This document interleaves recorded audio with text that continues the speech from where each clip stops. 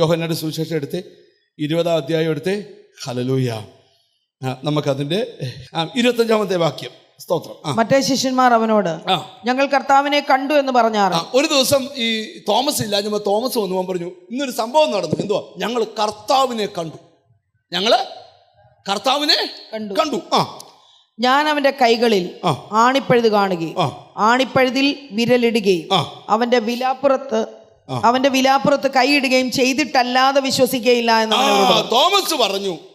നിങ്ങൾ കണ്ടു എന്ന് പറഞ്ഞാൽ ഞാൻ വിശ്വസിക്കത്തില്ല. എനിക്ക് അവന്റെ ആണിപ്പാഴുതുള്ള കയ്യിൽ വിരലിടണം, അവന്റെ വിലാപ്പുറത്ത് എനിക്ക് കൈയിടണം, എന്നാ മാത്രമേ ഞാൻ എന്ത് ചെയ്യത്തുള്ളൂ. അടുത്തോടെ വായിക്കണേ. 8 ദിവസം കഴിഞ്ഞിട്ട് ശിഷ്യന്മാർ പിന്നെയും അകത്തു കൂടിയിരിക്കുമ്പോൾ തോമസ് ഉണ്ടായിരുന്നു. വാതിലടച്ചിരിക്കെ യേശു വന്ന് നടുവിൽ നിന്നുകൊണ്ട് നിങ്ങൾക്ക് സമാധാനം എന്ന് പറഞ്ഞു.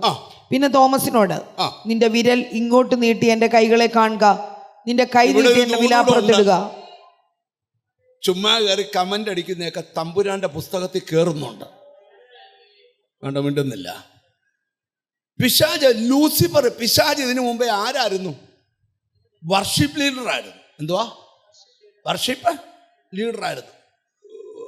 സൂക്ഷിച്ചോണം എല്ലാവരും. വർഷിപ്പ് ചെയ്യുന്നവരും വർഷിപ്പ് ലീഡർമാരും ഒക്കെ പാസ്റ്റർമാർ സൂക്ഷിക്കുന്നതിനെക്കാട്ടി സൂക്ഷിച്ചോണം.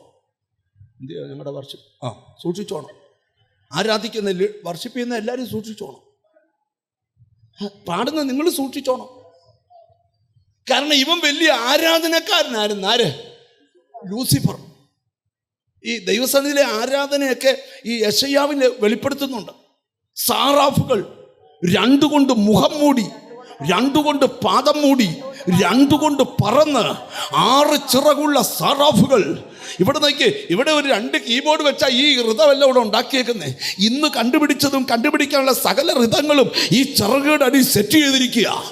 ഈ ചിറകിങ്ങനെ വിടർത്തുമ്പോൾ ആലയത്തിന്റെ ഉമ്മരപ്പടി ഇളകി ആടുന്ന ആരാധന സ്വർഗത്തിൽ നടന്നുകൊണ്ടിരുന്നാലും 2 or 3 പേർ എന്റെ നാമത്തിൽ കൂടിയാൽ ആ ആരാധന വിട്ട് ദൈവം ഈ ആരാധനയ്ക്ക് വരും.